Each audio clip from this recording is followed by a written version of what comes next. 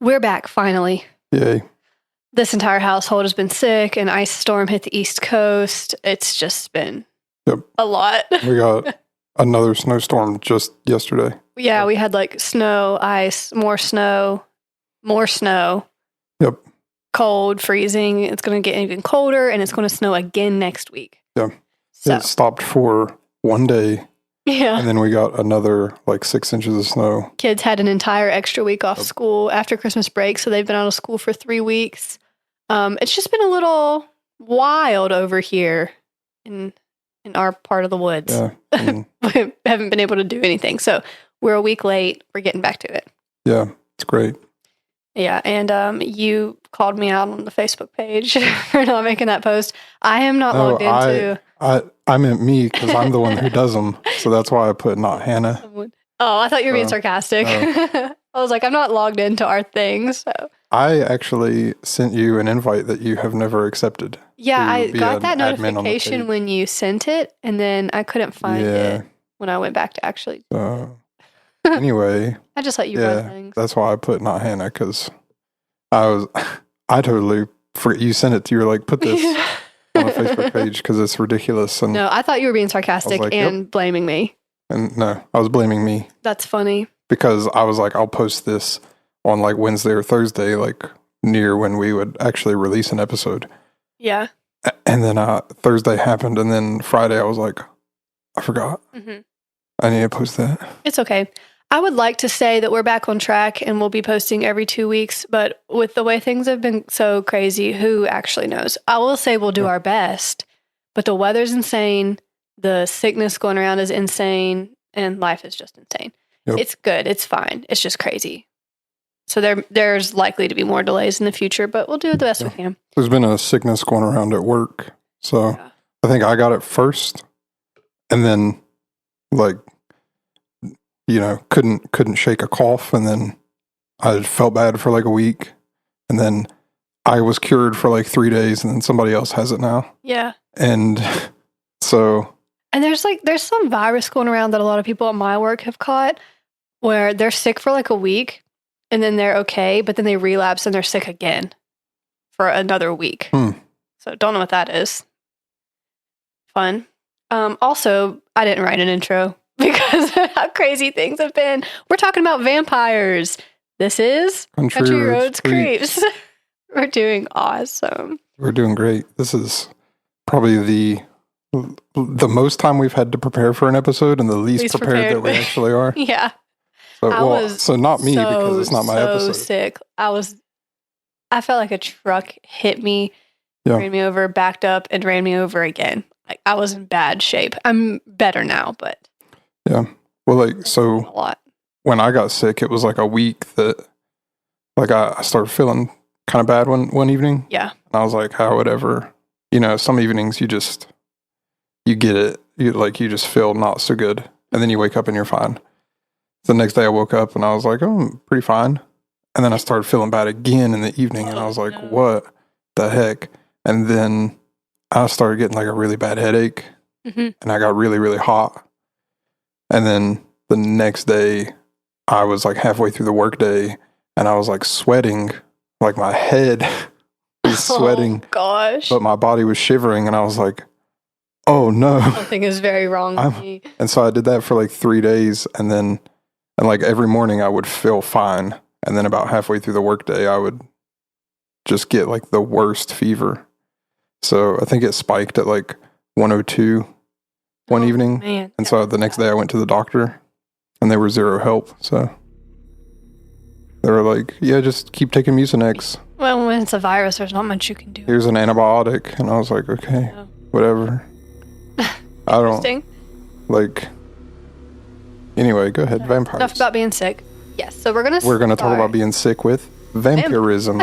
Yeah, that is part of it. So we'll just start with a very basic overview of what is a vampire. The current common explanation is that it's a creature or a monster that is undead, and so died and then came back up out of its grave and is living like that again. Really? It survives by sucking blood and draining life from humans. They have sharp fangs, and if they don't kill a person after drinking the blood, the bite will turn that person into a vampire too. They hunt at night. They can't be in sunlight, so they return to their graves or their coffins during the day. Can't see their reflections. They can't enter your home unless they're invited in. They can be warded off with garlic, holy water, and crosses. They can be killed with a wooden stake to the heart. Some vampires can turn into bats or shapeshift into other things, and they have super fast healing abilities. I said all of this right off the bat because we're going to get into how this was not always the way a vampire was described. Yeah. That's a much more modern interpretation of it. So that idea of a vampire is kind of new when you look at all the cryptids and stuff. Like it's newer than the witch trials and werewolves and all that stuff. Okay. So you said it dies and then it comes back from its grave? Yeah, that's... But so I was under the interpretation that you were bitten and you just turned into one? That's part of it now. Okay. Of like modern day vampire lore. The olden day vampires had to die first. Die, yeah. And then they would just come back? Out of the ground. Yes. Ooh, okay. Tell me why. Yes. Okay, we will. Before we do that, there's several different ways you can become a vampire. Ooh. One being bitten, which is like the most common, what we think of if a vampire bites you. Okay. Through sorcery. Ooh. I don't know what sorcery means, just like magic, I guess. Yeah. In the past, it was thought to believe that suicide could turn you into a vampire through contagion, having a cat jump over your corpse, or this one is insane to me. If a child was born with teeth, people thought they were predisposed to becoming a vampire when they died. Which that does happen. It's called like neonatal something. Let me look up because there's a term for it when newborns are born with teeth. It's the strangest thing. That the way they say predisposed, the way they say predisposed makes it seem like it didn't happen all the time. Like it was just like 50-50. Yeah. If you get born with teeth, you're like, you might. Yeah. So yeah, if you were born with natal teeth, then I guess people just lived in fear that you were going to become a vampire. Another question. Mm-hmm. So when you are bitten by a vampire, are you going to get into this about how their teeth are made? Because it seems like I used to think that their teeth were like hypodermic needle and they would suck through their teeth when they bite you with their fangs. But then I don't know if you remember this cartoon, The Grim Adventures of Billy and Mandy. I wasn't allowed to watch that. There's a vampire character and he says, Dracula don't bite, Dracula scrape and lick. It's a weird thing to have in a kid's cartoon. So is it like you bite and then it hits your aorta and then they lick the blood off your neck or something? It depends on what story you're reading. Okay. Yeah. So kind of if we get into what they look like, which is what you're starting to talk about, the older descriptions of vampires, where I'm going to get deeper into that in a minute, they were said to be very bloated and discolored, like almost purplish from drinking blood. And they would have blood coming out of their mouths and their noses when they were seen in their coffins. They would have their left eye open, which is very funny to me. I don't know why. And they did not have fangs. Oh. Yeah, so that's a newer thing. Now, when we think of a vampire or read about a vampire, they're often described as being pale, and this word that you like, gaunt. Gaunt. Very gaunt. Very gaunt and pale. And we know they've been romanticized in some works, and they're said to be like beautiful and hypnotic to lure their victims in. So, all of these traits and characteristics that I just started with change depending on what story you're telling or what story you're reading and like the time period. So we're going to go to the history. Vampire lore has been around for a long time. Not the vampires we think of now, but just vampire lore in general has been around for a long time. It's changed a ton and evolved to what we think of now as our modern day vampire, but that wasn't always the case. So if you go way back long ago, there's lots of different cultures have stories about demons that were sort of the precursors to vampires because they would drink blood, do harmful things, come and hurt you like at night and in the dark and stuff. This is like the sort of where it came From what? The ass wings that we talked about in the last episode. Yes. They're more like a forest demon spirit, I guess. Yeah, so the term vampire obviously did not exist in ancient times, but stories of similar creatures did. And from what I read, the Persians were one of the first to document this. The evidence for that was found on shards of pottery that had been excavated, and it showed pictures of demons trying to suck blood from men. The folklore for the vampires that we think of now almost entirely comes from southeastern Europe in the 18th century. So backing up from that a little bit, Christianity moved into Greece and other parts of Europe during the medieval period or the Middle Ages. And that began to shape the way that vampires were thought of, such as being able to ward one off with a cross. Yeah. That's sort of where that came from. I saw a video on like Instagram or something. I don't remember if I sent it to you. This is only like a couple days ago. I have not watched a lot of those for a while, so I know. tell me. I know. Hannah never watches I'm this stuff. busy now. Whatever. And it was like vampires have been around for like all of human history. But imagine like you're in Transylvania, for example, and like all of a sudden in the first century, some guy dies and now lowercase t's hurt. That's so funny. I was dying laughing at that. I was like, yeah, vampires weren't just a thing like for Christians. Right. Like that. Yeah. There's been stories about that for a while, Like but before Jesus died on the cross, there was demons. But yeah. Yeah, that's really funny. All of a sudden, lowercase t's hurt. Yeah. Oh my gosh. Like you just that's really like funny. imagine you're like already you have to deal with sunlight, garlic, and silver or whatever, and you can't cross a moving water. I'm sure you're going to get into all of these funny things about vampires, but then like all of a sudden in like first century, you're like, man, what? I can't even read a book anymore because all these lowercase t's are really hurting me. Man. All right, so we are going to get into the story from 1652 in what is now Croatia. A man named Jure, it's Jure, Grando, died and allegedly came back as a vampire, and he tormented his town for 16 years before they stopped him. So he died. They buried him. And then people saw him out and about again. He would come and knock on certain doors, and whoever lived at the house that he knocked on the door, they would die a few days later. They would just like glimpse him. And he would appear to his widow, who was named Ivana, and she described his corpse as smiling and gasping for breath. And he would like come in their house and assault her, which is horrible. Okay. But so eventually, this goes on for 16 years. Eventually, the village priest finally sees him. Because he's not just like walking around town in daylight, you know, he's just like appearing in random places at night. So finally, the priest gets a look at him. He holds a cross in front of him and yells, "Behold, Jesus Christ, you vampire, stop tormenting us." And then the priest like calls for help, and the villagers come and help him, and they're chasing him, and they tried to stab him with a stick made of hawthorn, but it wouldn't go through his chest. It just bounced off his body, and he got away. So the next night, the villagers and the priest go and dig up where his grave was, and they found a perfectly preserved corpse smiling. And now this is 16 years after he died. Yeah. In the 1600s. Yeah. So that should not have been. Mm-hmm.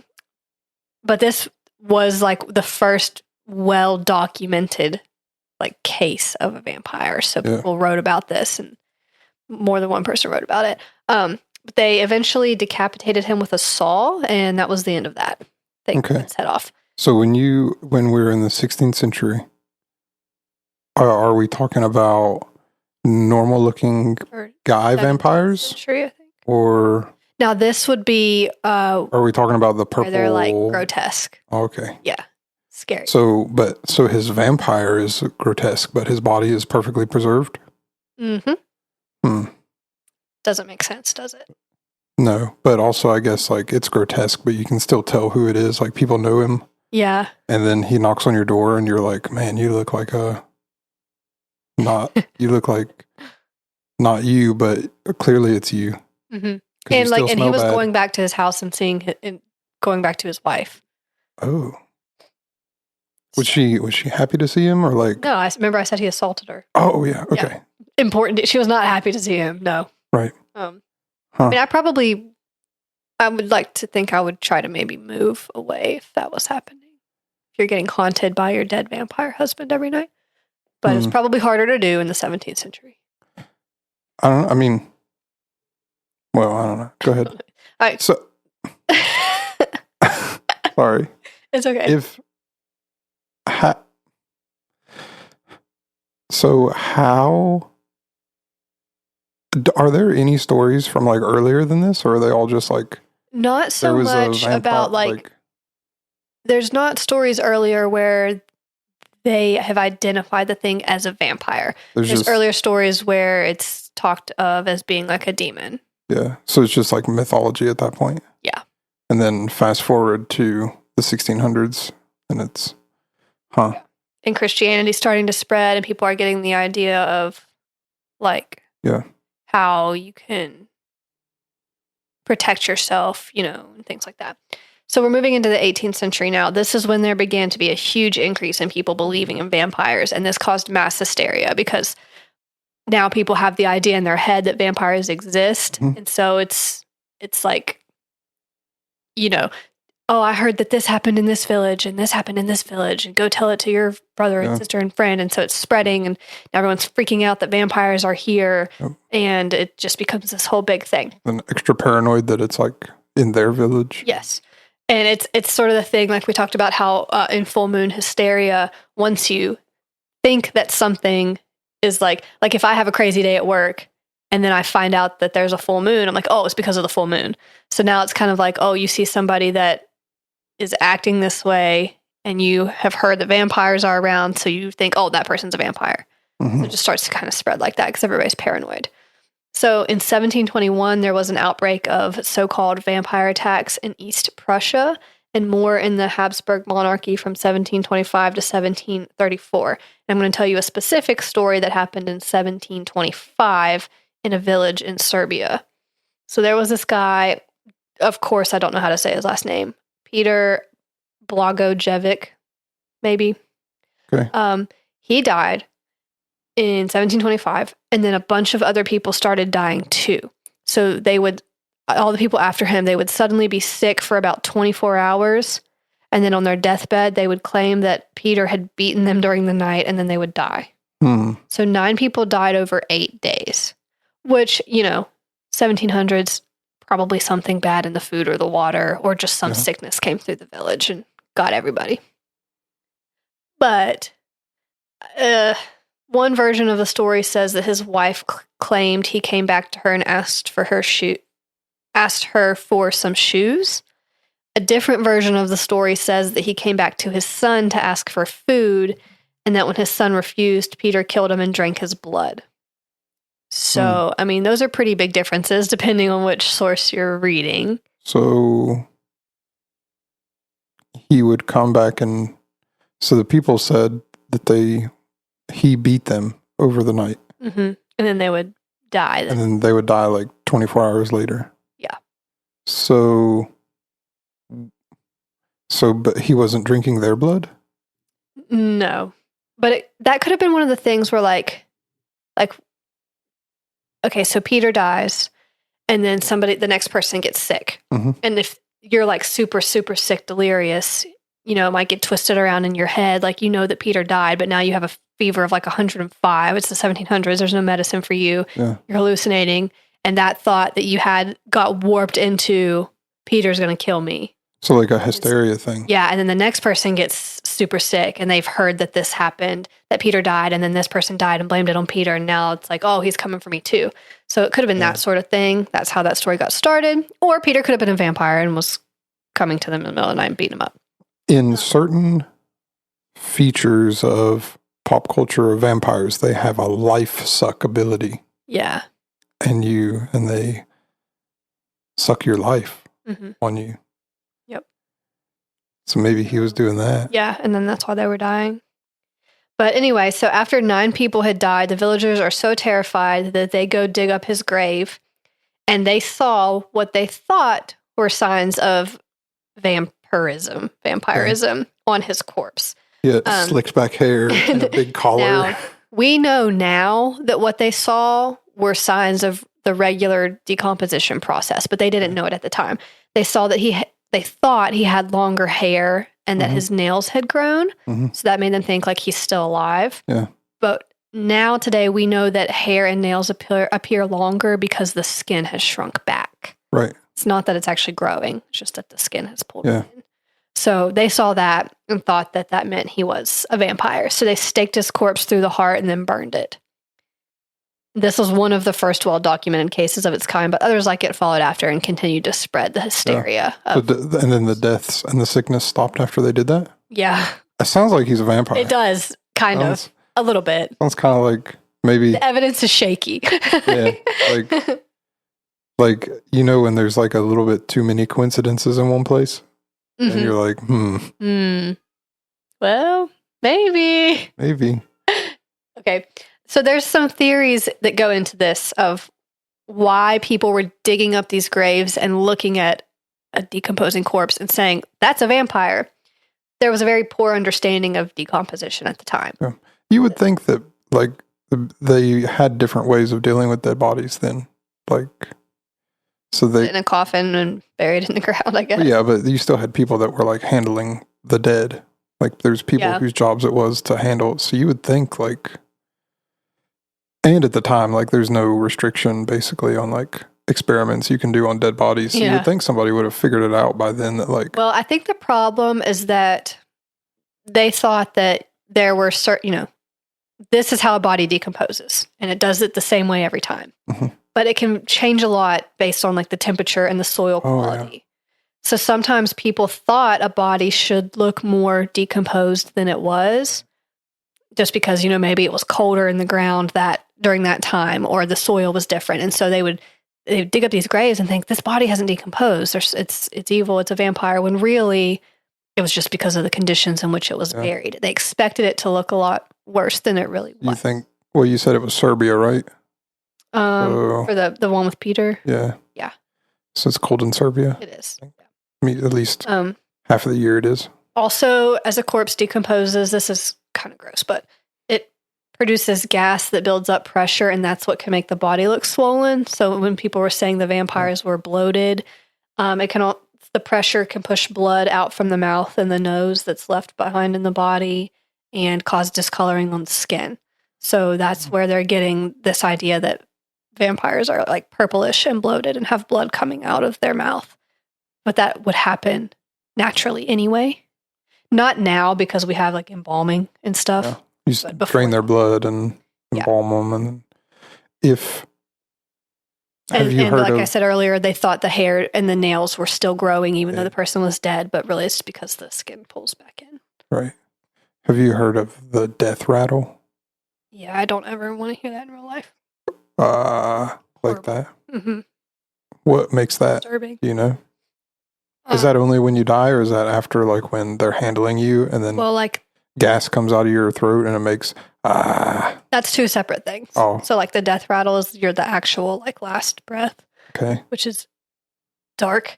But then going along with how I was talking about the gases build up in the body and then release, it can make, like, a groaning sound. So that was another thing that people thought they heard was sounds coming from the graves, but it was the body releasing that gas. And they thought the person was like groaning or moaning. That would be terrifying to walk through a graveyard in like the 1500s and and they thought like muffled. Yeah. They also thought they could hear the sounds of the people like chewing or eating down there, so they thought it was the vampires eating their victims or whatever. But it was just the normal sounds. Gross. Yeah. So another this is about to get incredibly dark. Okay.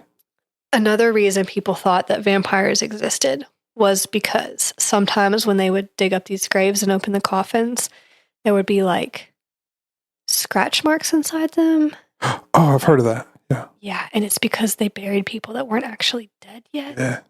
Yeah. People that had gone into comas. Yeah. Or like people that had gotten like super drunk. Yeah. And they would think they were dead and bury them, and they weren't dead yet. So that makes me feel sick. So on that, you've heard of the bells that they would put in graveyards. Yeah. Yeah, so people could ring them if they weren't actually dead. Yeah, they would come dig you up. Yeah. So imagine if somebody was ringing the bell and then they dug them up, but they were actually a decomposed corpse. Scary. So they would see the scratches, and there would sometimes be like bruising or marks on the body where the person tried to get out. And then some more other theories of why people were thinking of vampires were some specific diseases that caused symptoms that might have looked like things for vampires. So there's one called porphyria, and this makes a person very sensitive to sunlight. And that's kind of where we get the thing that vampires can't be out in the sun. Yeah. Tuberculosis causes you to waste away. You get like very thin, very gaunt. Oh, you also get like the lungs and stuff, and that you cough and you can get blood out of your mouth. Yes. Yeah. Yeah, exactly. It makes you cough up blood. So people would see that and think that somebody had been drinking blood because they didn't understand the disease. And it would be like, well, why else do you have blood in your mouth? Like, you must be a vampire. There's one called pellagra. This thins your skin. So I imagine that would probably make you look very pale. Okay. And then also rabies. Ooh. And I learned something with this. I knew that if you have rabies, you become hydrophobic. So your body is literally repulsed by water. It won't let you drink it or be around it, like you're scared of it. But also, so when I looked into that, I was like, well, what does rabies have to do with being vampires? It makes you very sensitive to light. So that goes along with the no sunlight thing. It also makes you very sensitive to strong odors. And that's kind of where the garlic comes into play. Like, people wouldn't be able to stand to be around the smell of garlic because it was such a strong odor if they had rabies. So some of those diseases kind of come into play of maybe why people were thinking this. Was rabies like a prevalent thing in history? Doesn't seem like it is now. How common was rabies in the 18th century? I guess, so the thing with rabies though, right, is they say that if you get like bitten by an animal, you need to go see the doctor like immediately so they can give you a shot. Shots regardless. Because as soon as you start seeing a symptom of it, you're already dead. They can't cure it at that point. Is that true? Yes. Okay. I think it's been done maybe 3 times ever in history. So the thing that I read on it was that there's a few treatments that they've tried, and there's been like, I think like you said, 2 or 3 times that they've cured it. And like maybe 2 or all of the 3 people that they did it on were either left basically in a coma as a vegetable or like severe brain damage, like not quality of life. You're just living. So this is our Country Roads Creeps PSA. If you get bitten by an animal, go get the rabies vaccine. Bite it back. And then go get the rabies vaccine. Yeah. I don't know how common it was, but I've seen on a couple websites here that rabies was probably introduced to North America in the 1700s from Europe. So it was around. I don't know that it was everywhere, but it was around. And it was a problem. Okay. Let's see. Figure out where it was. Okay, we're going to get into some of the literature because this also helped really spread the vampire lore and shape it into what it is now. So in the 18th century is when vampires or vampiric figures appeared in poetry. 1748 is when Heinrich August Ostenfelder wrote, I'm going to sound so stupid saying this poetry Names title. Are hard. Listen to the title of this poem, said by me, okay? I'm embarrassed. Der Vampire. DER VAMPYR. Okay. Okay. He wrote that in 1748. Is he a German guy? I think Heinrich sounds like a German name, so DER is German. Is der vampire. Okay, yeah, that sounds better. So, I was like, I do not want to read that. Sorry. I don't mean to make you like That's okay. I was trying to see where he was from. Birthplace. Yeah, German. Good call. Okay, So- and then in 1810, John Stagg wrote The Vampire, also spelled with a Y, Vampyr. He put an E on the end. There was another poem by Lord Byron in 1813, so it's kind of becoming more popular to include this in stories. 1871, we have a significant work. This is called Carmilla by Sheridan Lee Fanu, and this established the femme fatale of vampires, so they can Okay. also be women. And they are very seductive. They lure you in, and that's how they get you. They get you. They get you. They get you. Yes. This was before Bram Stoker wrote Dracula, but this story was also very significant for pop culture. 1897 is when we bring in the big guns. Bram Stoker's Dracula, the one everybody knows.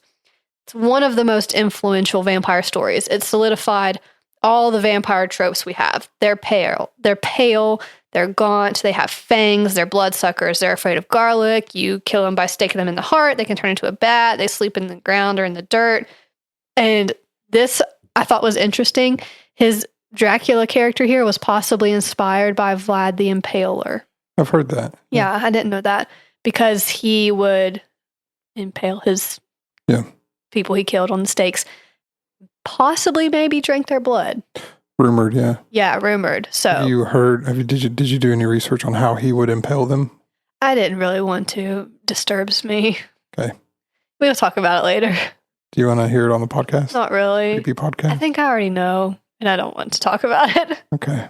Okay, so the book Dracula inspired the 1922 movie Nosferatu, which was the first to show vampires being sensitive to sunlight.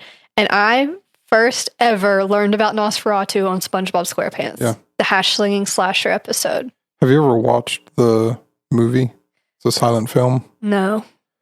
Actually, like pretty good. Yeah. Yeah, I liked it. I was terrified of him after seeing that on SpongeBob. I loved the hash slinging slasher episode because we love scary stuff and horror stuff, but it did scare me to see that vampire flicking the light switch at the end.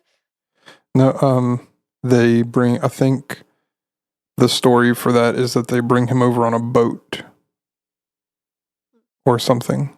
And so it's been years since I've watched the movie, but I read that the movie was so similar to the book Dracula, I guess like without permissions at the time, that Bram Stoker's wife did, I guess, the equivalent of like a copyright claim. I don't know. And a lot of the original versions of that film had been destroyed. But we still have some because people watch it. Yeah. So I don't know what the rules for copyright back then were. That was still in the 1800s, wasn't it? When Bram Stoker's... well, he wrote it in 1897. That movie came out in 1922. Yeah. So, but and it depends on the countries and, yeah. you know. I mean, but obviously it still survived because you can watch it. Yeah. So I guess they figured it out. This stuff is like, well, so it doesn't matter now. Yeah. Because the copyrights have... Like, it's in the public domain, probably. Well, I don't know about the movie. Maybe the movie is in public domain. The book. But, the book definitely. But copyright, especially in America and pretty much everywhere else, has changed throughout, like, history. So, like, it used to be, like, 20 years or whatever. And then they updated it to, like, 45 years. And now it's life of the artist plus 95 years or something. Yeah. So after this, vampires started to show up in other stories, and many subsequent films continued to be inspired by Bram Stoker's novel. In 1924, a Sherlock Holmes tale was called The Adventures of the Sussex Vampire. In 1936, there was a film made called Dracula's Daughter. In 1958, there was another film made that was just called Dracula, but it was also known as The Horror of Dracula. And then I thought this was kind of cool. In 2009, Bram Stoker's great-grandnephew, Dacre Stoker, and Ian Holt wrote like a sequel to his book. It was called Dracula the Undead, and they used Bram Stoker's notes from the first one to help them make this sequel. Oh. I didn't know that existed, but I thought it was cool. I didn't know that existed at all. Hey, there's my baby. Okay, in the 20th century is when vampires started to change from being just monsters to have more human qualities and characteristics. So we see a big shift here. We've gone from the bloated, purple, dead things to the pale, gaunt vampires that are out to get you, to now, you're so cute. Oh my goodness. She needs a little mic. We got to get her a little microphone. Yeah. To now we're changing the way they're reviewed again. Okay. So Ray Bradbury, you know the guy? Yeah. We know him. We love him. He wrote Homecoming in 1946, which was a story about a boy with a family of fantastical creatures. So this starts to bring some humanity back to the idea of vampires. From 1966 to 1971, there was an American soap opera called Dark Shadows, and it was about a vampire like looking for love. And then in 1975, Fred Saberhagen wrote the Dracula tape, and this gives Dracula's point of view and retells the story that Bram Stoker wrote, but from the vampire's point of view. Oh. Which is cool. I want to read that. In 1976, this was a big turning point, big influential moment. Anne Rice wrote Interview with the Vampire. Ooh. Heard of that? I've seen the movie. Yes, so this was very popular. It gave vampires more emotional vulnerability and was just a big cultural shift for how they're portrayed. So now we start to get vampire romances in like stuff that's on TV, in the media. So we have Buffy the Vampire Slayer. I love Buffy. I love it so much. I love Buffy the Vampire Slayer. True Blood. Did you watch that one? No. And Twilight, of course. Okay. That was a big thing. And in 1991, there's a tabletop role-playing game called Vampire the Masquerade, which brings some new vocabulary and terminology into the topic, such as it like embrace and sire and all those kinds of things that go along with it. That's the end of my notes, but I want to talk more about Twilight and True Blood. So do you have anything you want to say before we get into that? No. She's typing. I love Buffy the Vampire Slayer. Talk about Buffy the Vampire Slayer first. I love it. And I'll do a little spiel about the other two shows that I got sucked into. Sarah Michelle Gellar is my celebrity crush. There's two specifically, Sarah Michelle Gellar and Shania Twain. Buffy is... I knew Shania Twain. I didn't know the other one. Yeah. Sarah Michelle Gellar played crush? Daphne in this 2001 Scooby-Doo live action movie. So, also. But anyway, Buffy is very cool and she kills vampires and it's neat. My sister Caitlin's here. Do you want to say anything about Twilight? Come here. Come get on the pod. Not to be put on the spot, but Team Edward all the way. Here, get closer. I said Team Edward. This is a no Team Jacob household. Team Edward forever. Thank you. Take this baby, please. Okay, so I'll talk about Twilight first and then True Blood. As a grown adult woman looking back at the Twilight saga is a different perspective than going through it as a teenage girl. However, I still like it. I can fully admit now that the writing is not good and the movies are not good, but there's just something about them that takes you back to the time when you thought they were the best thing ever. I remember a lot of people reading the books. Yeah, I think I read them I would have been in middle school. Yeah. They're still on my bookshelf back there. Really? Yeah, they are. And I watch the movies sometimes. I never read the book. I don't like reading. There's very few books that I've actually read. I can't focus enough to read. I did read a book recently. Which one? I don't want to say. I'm in the middle of a series of books. And Dr. Seuss Illustrated Classic. The Rumstinger player or whatever. I don't know. Rumstinger is what Amish people do. I don't know what that is. That's where you turn like 16 or 18 or whatever, and then the Amish send you out to live with like modern people, and then you decide if you want to live as an Amish person or live as a quote unquote regular person. And then if you decide to live as like a modern electricity having person, then they disown you and you're not allowed to come back ever. What was that TV show? Used to be on TLC when people left the Breaking Amish. Breaking Amish, yeah. That's crazy. Anyway, so there's a book series called The Days of Lot. And the first one I read was these nukes go off in like a bunch of major cities.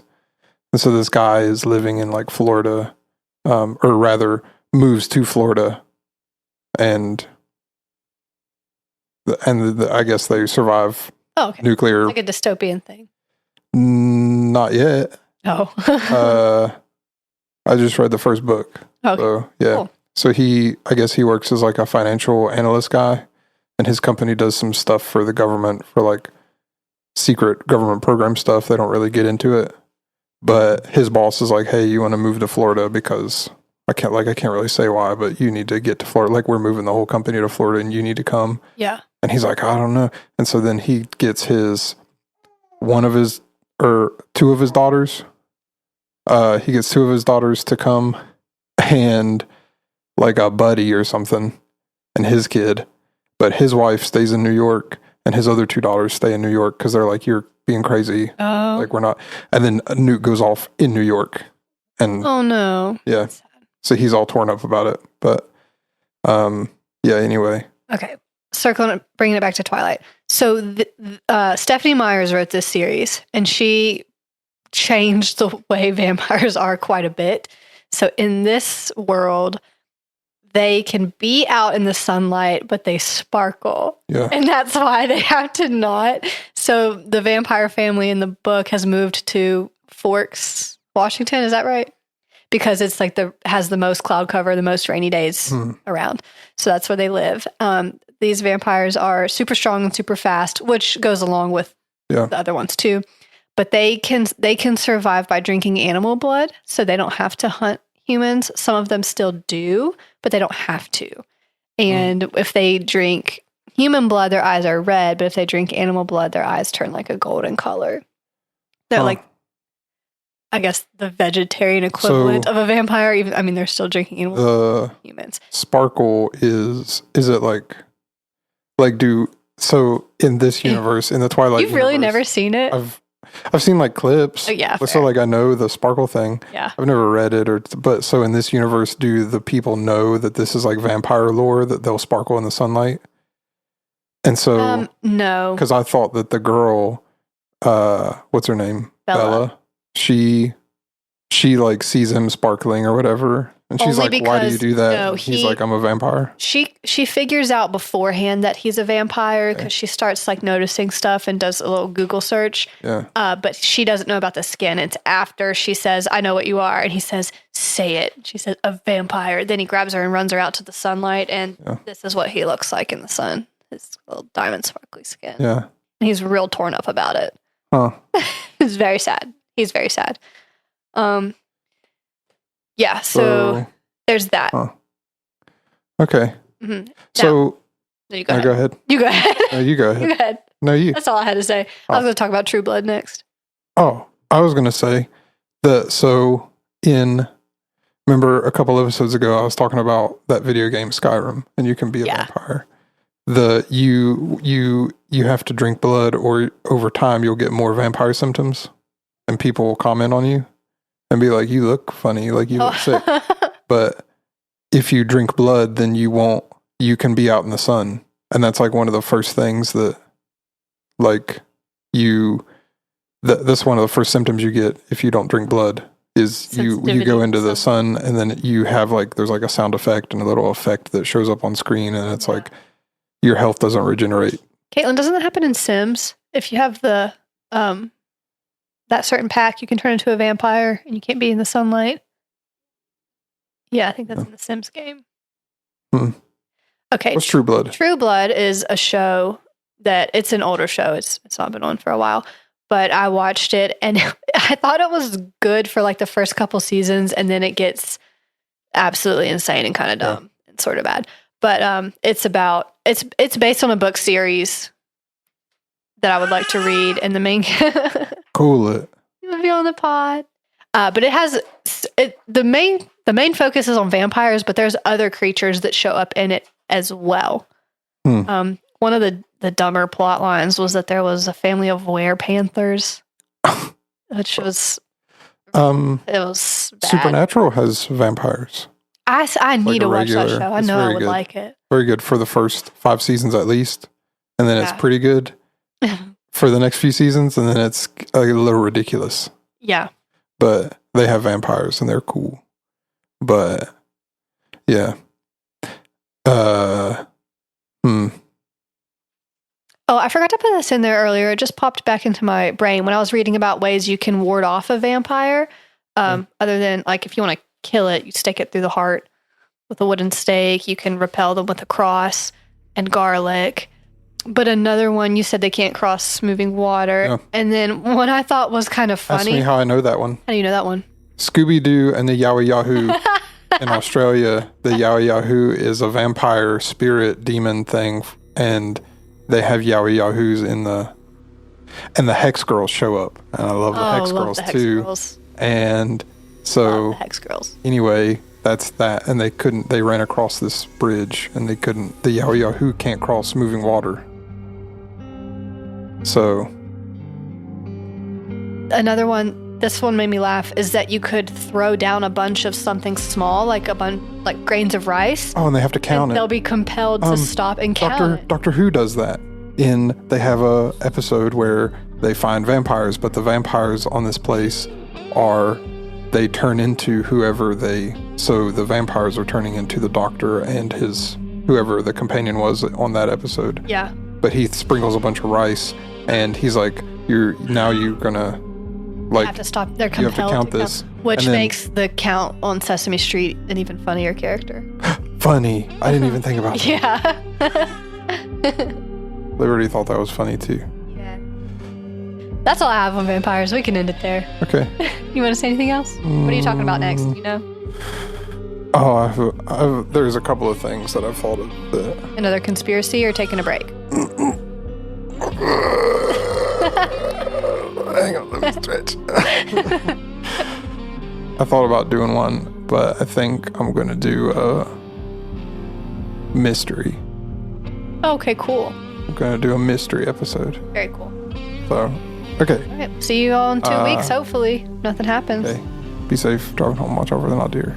Bye.